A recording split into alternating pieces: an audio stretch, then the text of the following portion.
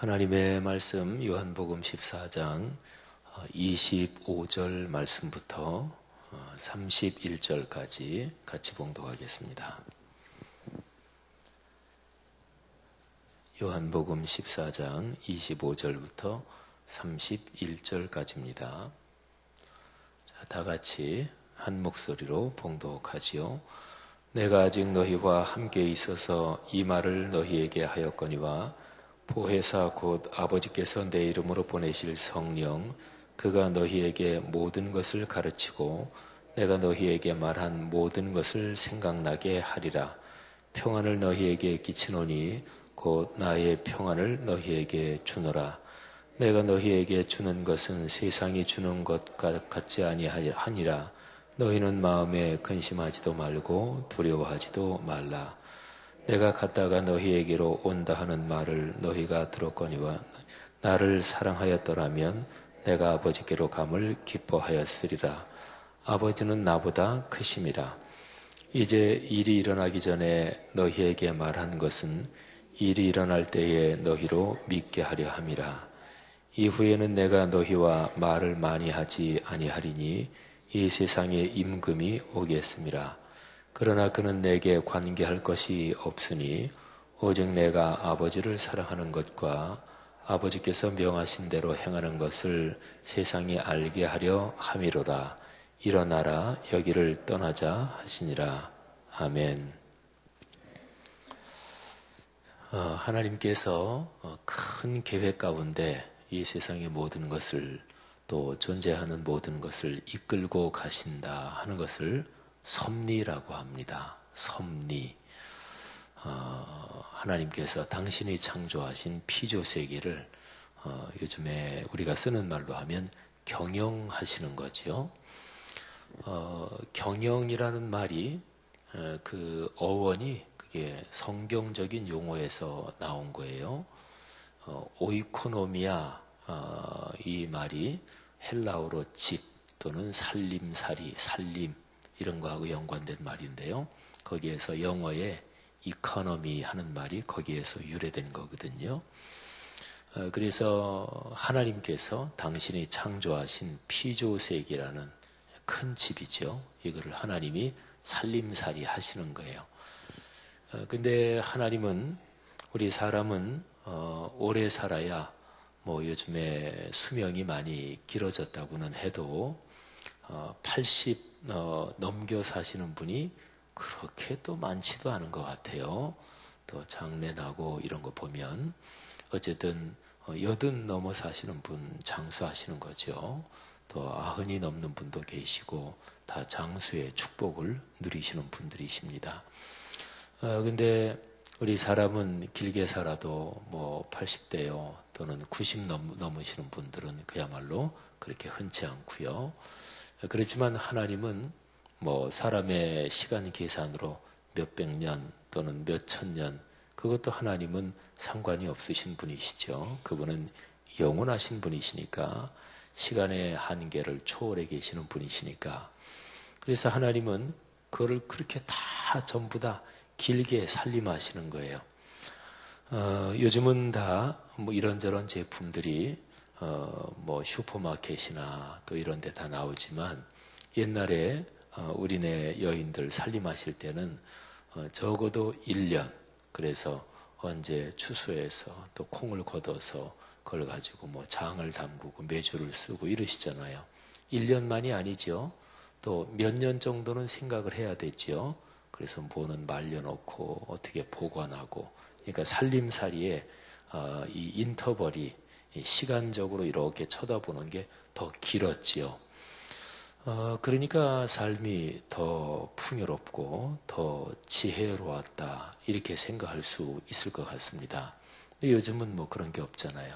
그래서 삶을 살아가면서 인생을 길게 보는 사람이 당연한 얘기지만 훨씬 더 지혜롭고 훨씬 더 평안하고 훨씬 더 행복합니다. 길게 보는 사람이 내 인생을 전체적으로 길게 내가 뭐 세상을 떠날 때까지 그렇게 시야를 내다보고 내 인생을 생각하고 또 삶을 생각하는 사람은 분명히 더 지혜로운 거죠. 근데 하나님은 인간이 생각하기 힘든 그런 긴 시간도 그분께는 그냥 눈앞에 다 있는 거니까. 그러니까 한번 생각해 보세요. 그분이 살림살이를, 당신이 창조하신 피조세계를 섭리하시는 거를 얼마나 잘 하시겠어요? 근데 그 하나님께서 인간 세상을 이렇게 생각하시면서 큰 뜻을 하나 가지고 계셨습니다. 그는 인간 세상을 죄악에서 구하시려는 것이었습니다.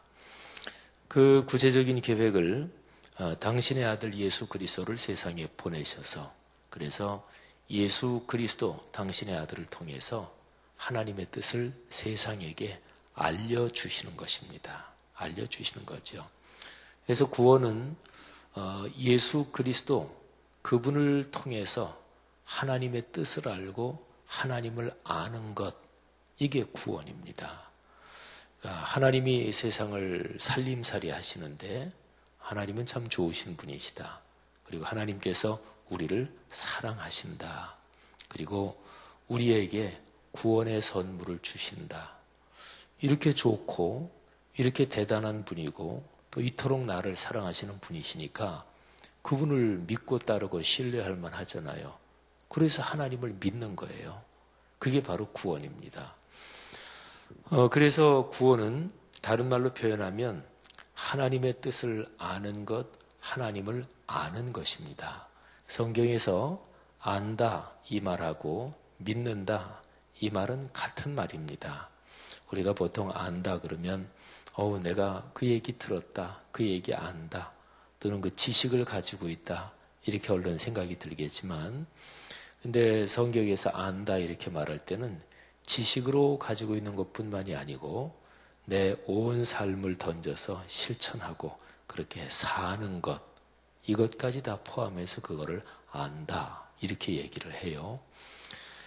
그러니까 내가 주님을 안다, 하나님을 안다 이렇게 얘기할 때는 그분을 깊이 신뢰하고 그분을 믿고 그분에게 내 인생을 맡기는 것, 이것까지 다 포함해서 주님을 안다 이렇게 하는 거죠. 근데 하나님께서 그런 섭리, 사람 세상을 구원하시기 위해서 그런 살림살이의 계획을 가지고 계시는데 이거를 방해하는 세력이 있죠. 그거는 악한 영의 세력입니다. 처음 사람 아담과 하와를 유혹하고 그리고 죄에 빠지게 했던 바로 그 악한 영 사탄이죠. 사탄은 가진 수단과 방법을 동원해서 하나님의 그 뜻, 그 계획을 비틀고 그리고 꺾어 놓으려고 했습니다. 예수님께서 이 땅에 사람 몸을 입고 오실 때 아기 예수를 죽이려고, 그래서 헤롯 대왕을 통해서 예수님이 태어나신 베들레헴 그 근방의 어린아이들을 전부 다 죽였죠. 근데 하나님께서 독생자 예수 그리스도, 아기이신 예수 그리스도를 보호하셨습니다.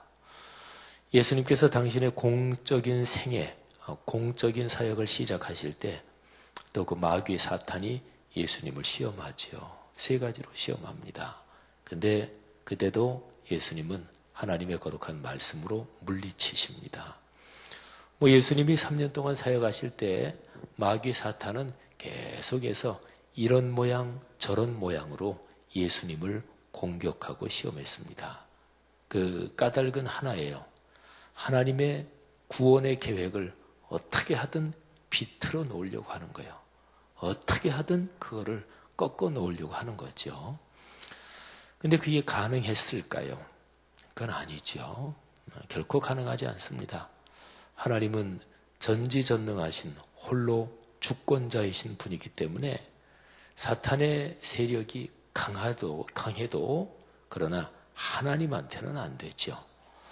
우리 기독교적인 가장 근본적인 가르침은 이 세상은 하나님이 홀로 주권자이시다. 이게 성경의 아주 명백한 가르침이에요. 예수 믿는 사람들이 가끔 가다가 약간 비성경적인 데로 쉽게 빠질 수 있는 게 있어요. 몇 가지가 있는데 그 중에 하나가 뭐냐면 이 세상은 하나님 그리고 사탄, 말하자면 이 선한 신과 악한 신 양쪽이 싸우는 게 이 세상이다. 그러면 이거는 비성경적이에요. 그걸 가리켜서 이원론이라고 그래요. 이원론. 그러니까 선한 신 한쪽이 있고 악한 신 한쪽이 있어서 양쪽이 싸운다. 근데 양쪽이 급수가 같은 게 아니에요. 결코. 그냥 이 세상 모든 걸 다스리시고 주관하시고 섭리하시고 창조하셨고 또 심판하실 그분은 오직 한 분입니다. 악한 영, 사탄은 예수님의 큰 섭리 그 아래쪽에 있는 거지 대등한 게 아니죠. 그래서 하나님께서 사탄이 제 아무리 하나님의 구원의 계획을 꺾어 놓으려고 해도 그게 안 되는 겁니다.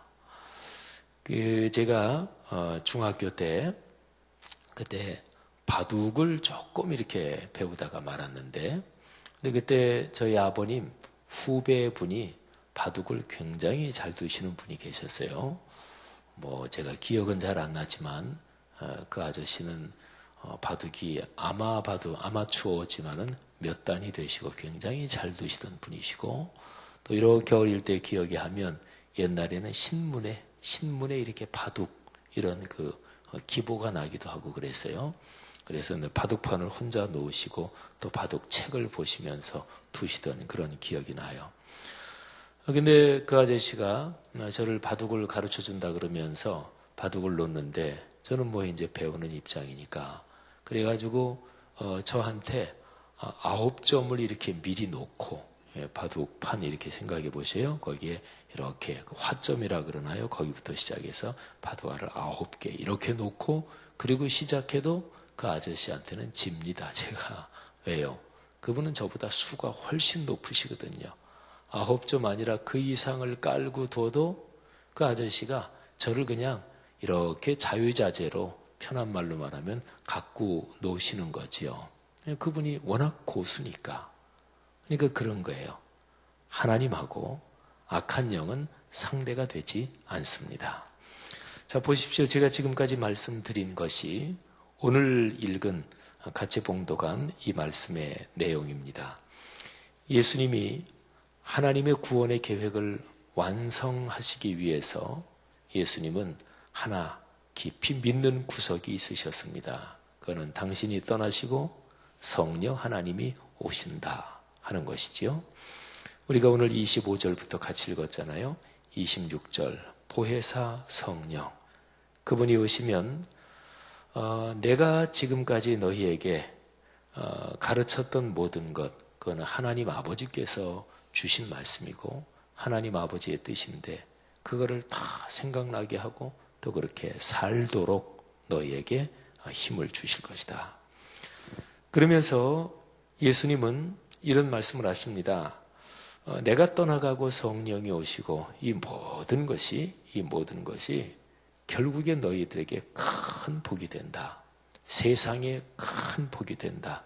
근데 그 복을 예수님이 두 가지로 말씀하십니다. 자, 29절 보세요. 이제 일이 일어나기 전에 너희에게 말한 것은 일이 일어날 때에 너희로 믿게 하려 함이라. 아멘.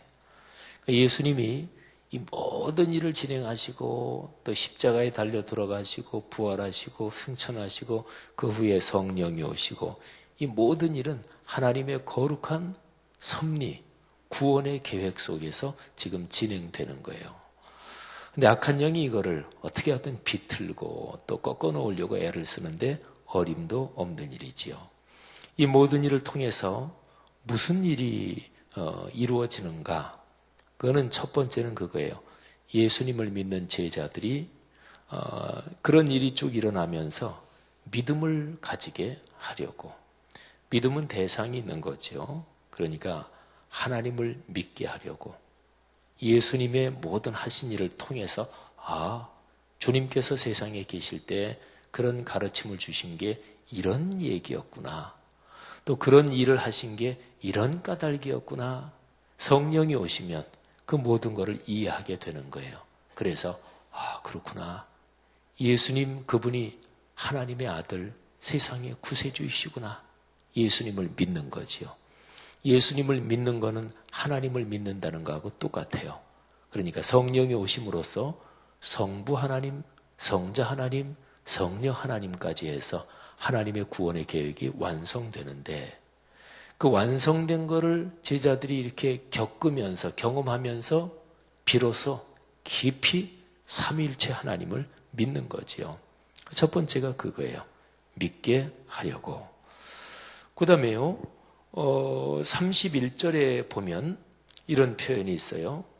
내가 아버지를 사랑하는 것과 아버지께서 명하신 대로 행하는 것을 세상이 알게 하려 함이로라. 그러니까 일이 다 이루어지면 이 세상이 예수님을 믿지 않는 사람들, 세상, 모든 세상을 다 말하는데 그 세상이 그제서야 안다는 거예요. 예수님이란 분이 하나님, 천지의 창조주, 그분을 아버지로서 사랑하신 거구나. 예수님이란 분이 이 땅에 내려오셔서 하신 모든 일이 그 창조의 주님, 창조의 하나님께서 명령하시고 말씀하신 대로 다 그렇게 사시고 그렇게 하신 거구나. 예수님이란 분이 천지의 창조주요 인간 세상을 구원하시기를 간절히 원하신 그 하나님 아버지 그분의 계획에 따라 오신 그분의 아들이시구나. 이거를 세상이 알게 된다는 거죠. 세상이 믿게 된다. 그 얘기하고 똑같은 거예요. 그러면 두 가지를 보세요. 예수님이 말씀하신 2000년 전의 상황으로 말하면 첫 번째는 예수님을 따르는 제자들이 믿음을 가지게, 확실히 알게. 그 다음에 두 번째 단계는 온 세상이 또 그 사실을 알고 믿도록. 예수님의 제자들은 교회 공동체를 말해요. 여러분, 이런 모든 일이 진행되는데 그거를 비틀고 어떻게 하든 막아보려고 하는 세력을 얘기했지요.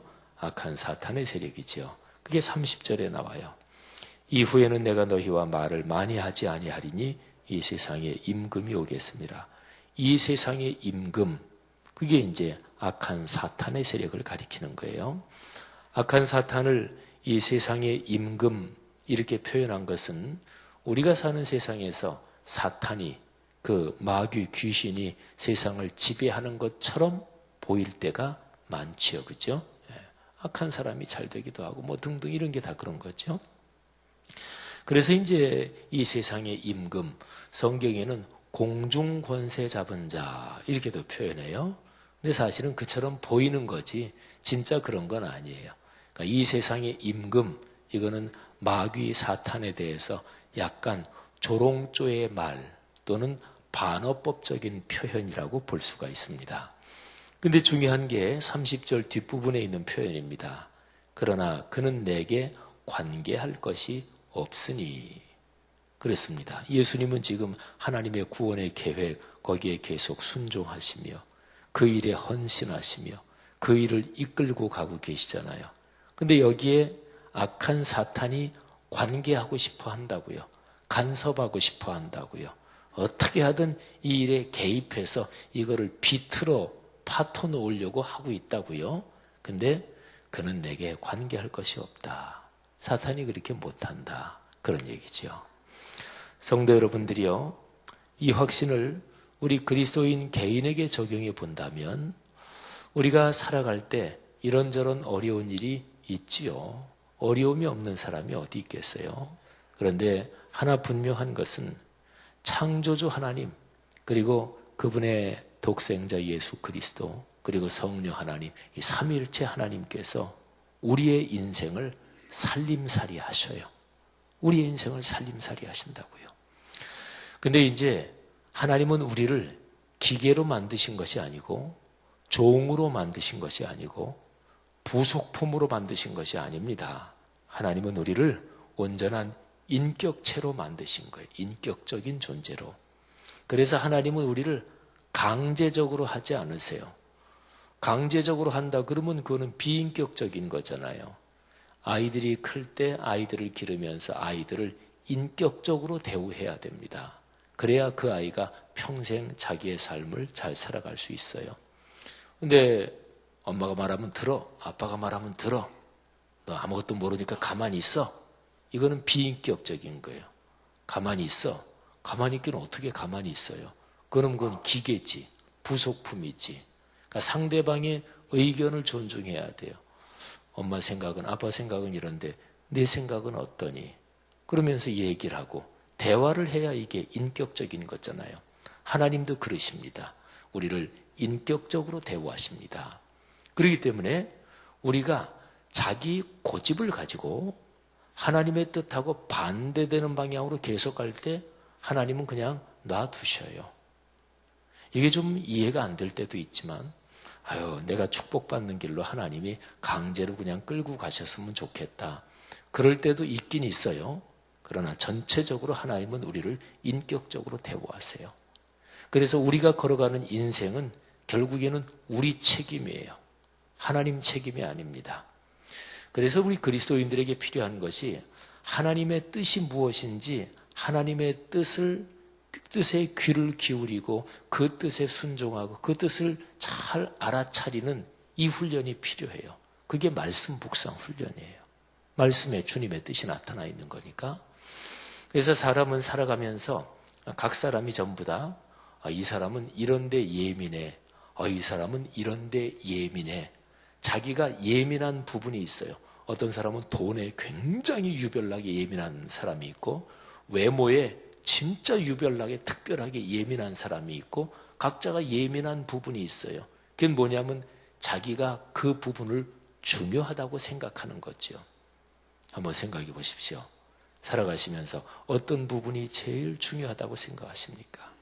그리스도인은 조금만 생각해 보면 하나님의 뜻이 무엇인가? 하나님께서 내게 무엇을 원하시는가? 하나님께서 내게 대해서 가지고 계시는 뜻이 무엇인가? 여기에 마땅히 제일 예민해야 합니다. 그러니까 하나님의 뜻을 알면 그거는 내 인생이 커다란 복인 거죠. 그래서 하나님의 뜻에 민감하고 예민하고 거기에 귀가 밝고 그래서 하나님의 뜻을 알고 거기에 내 인격적인 결단으로 순종하는 거예요. 그게 바로 기독교 신앙입니다. 여러분, 삼위일체 하나님께서 우리를 사랑하십니다. 여러분을 사랑하시고 여러분의 인생에 복을 주시기를 원하십니다. 그런데 악한 사탄이 그걸 어떻게 하든 꺾어 놓으려고 그러죠. 그런데 하나 확신하십시오. 악한 영의 세력은 하나님의 구원의 섭리, 하나님의 축복의 섭리 거기에 개입해서 자기 멋대로 틀어놓거나 그럴 수 없습니다. 오늘 여기서 예수님이 이 세상에 임금 악한 사탄이 오겠다. 그러나 그는 내게 관계할 것이 없다. 하나님은 강하신 분이십니다. 하나님은 좋으신 분이십니다. 이 확신을 마음속에 꽉 붙잡으십시다. 하나님의 나를 사랑하신다. 그래서 예배, 정기적으로 주일 성수, 수요예배 또는 새벽 예배 우리가 살아가면서 이 정기적으로 진행되는 훈련이 바로 하나님 붙잡는 하나님 놓지 않는 그 훈련인 거지요. 이건 무지무지하게 중요한 거잖아요. 사랑하시는 여러분, 오늘 하루도 그런 하루 되시기를 축복합니다. 이 확신 꼭 붙잡고 하나님의 뜻에 민감하며 하루하루 걸어가시기를 바랍니다. 기도하십시다. 하나님 아버지 감사합니다. 오늘 들은 말씀이 귀한 성도들에게 복이 되게 하시고 하나님께서 나를 사랑하시고 나에 대해서 가지고 계신 그 섭리, 그 큰 계획 우리 각 사람이 잘 알고 귀 기울이고 순종하게 도와주옵소서. 우리를 악한 길로 망하는 길로 잘못된 길로 끌고 가려고 끊임없이 공격하는 악한 영의 세력이 우리가 주님의 손을 꼭 붙잡고 있는 한 우리와 관계될 것이 없다는 것을 믿습니다. 귀한 성도들 축복하시고 상을 당한 가정에 위로를 주시고 또 어려움을 당한 가정들에 하나님이 복을 주시기를 간절히 원합니다. 암이나 어려운 병에 걸려 투병하는 성도들 또 멀리 타지에 있는 자녀 또는 가족이 사고를 당해 어려움을 겪고 있는 성도들 또는 이런저런 쉽지 않은 문제들을 안고 씨름하는 성도들에게 주님께서 말씀해 주옵소서. 사랑하는 내 아들 내 딸아 내가 너를 사랑한다. 내 인생 다 가도록 전체적인 큰 틀로 내가 내 인생을 살림살이한다. 나랑 같이 걸어가자. 주여 오늘 이 새벽에 우리에게 그렇게 말씀해 주심을 믿습니다. 예수님 이름으로 축복하며 기도 올립니다. 아멘.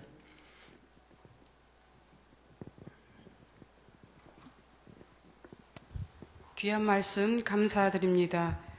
공동기도문 선교입니다. 모든 민족과 나라의 십자가의 복음을 전하도록 온 세계에 12개의 선교센터를 세우게 하옵소서.